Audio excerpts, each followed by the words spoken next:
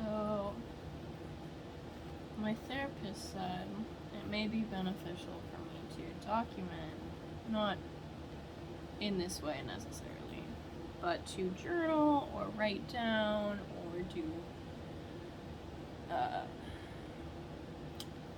voice journals and things like that to sort of get different feelings out in the open, and don't try to analyze them, but just recognize what's happening. Right? So I decided I'm gonna do video journals, I guess. And I don't see why I shouldn't post them on the internet. Because I feel like a lot of people will sort of relate, and I think that's kind of important. Like, I don't want people to feel alone, and I understand entirely because I've also felt very alone. And seeing people or hearing people talk about things that also sort of relate to what it feels like you're going through also peeps the depression hair. The difference is astounding. Anyways, so it's sort of reassuring knowing that you're not alone in it. So, ow. Let's just talk about this morning and how I'm feeling. So it's like 6:50.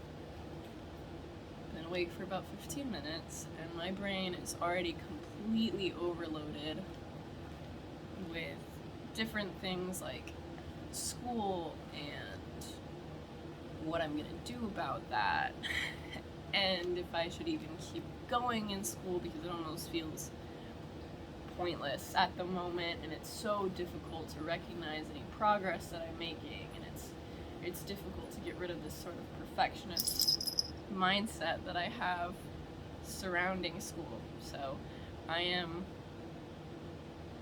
thinking super, just stretch your ass right in front of there. Just thinking a lot about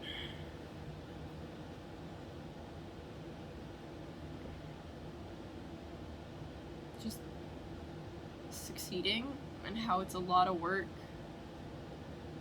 to get to the place where I feel successful.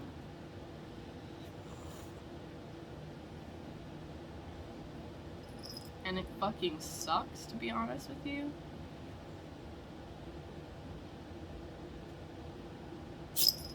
Bless you. Me too.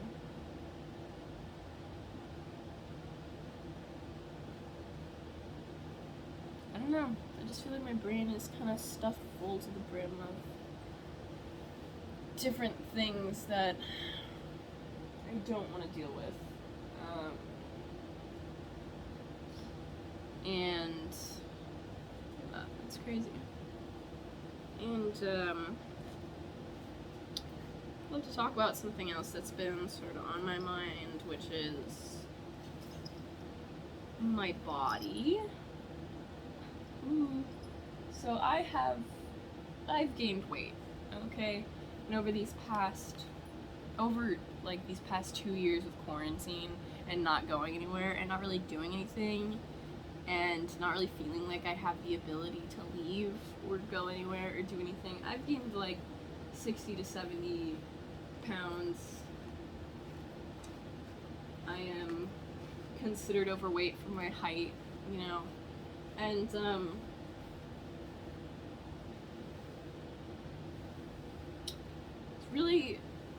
it's really hard. Because the other day I went to go buy some jeans, and I realized that in this particular pair of jeans, now ladies, if you were ever a size bigger in anything, it happens. It's not necessarily to do with your weight either. A lot of the times it's just the sizing at the store. Like, if you've ever been to an Urban Outfitters, I would never fit into any items at an Urban Outfitters. I just wouldn't.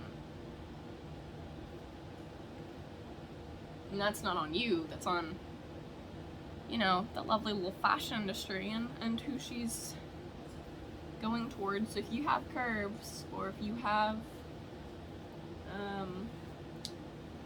any weight on you at all, you're not gonna be comfortable. And I'm not trying to bash thin people either, because I mean, do whatever. I don't know. All I'm saying is, even for thin women, or thin people, if you are like, oh my god, I just went up a size in this, you probably didn't. You're probably shopping at a different store. You know, that's okay.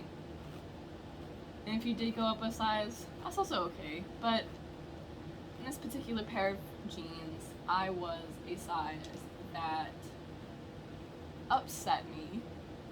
Now, it was nice because wearing a pair of jeans that finally fits me in these past 2 years, instead of squeezing into an old pair of jeans, felt physically good, but it felt mentally like repulsive. And I started bashing myself a ton, and then told myself that I was just going to start restricting my calories, like, to a hefty point where I was pretty much just starving myself. And that was like what I kept saying, and I kept going like, oh, just won't eat. Oh, like, I tried to accept it at first, but like that voice in the back of my mind was like, you're disgusting, you're fat, lose the weight, do it, you won't, you know? And that stressed me out very much. And I did not enjoy that. Overall, I don't think I'm going to stop eating or restrict my calorie intake, because it's never been easy for me in that sense. But I don't know. Anyways,